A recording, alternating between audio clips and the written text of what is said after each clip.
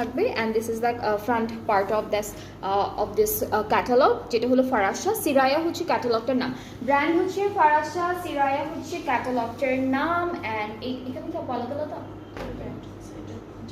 আচ্ছা, এটা হলো পুরোটা আমাদের কামিজের পার্টটা, ঠিক আছে, প্যান্টটা আলাদা করে দিয়েছে।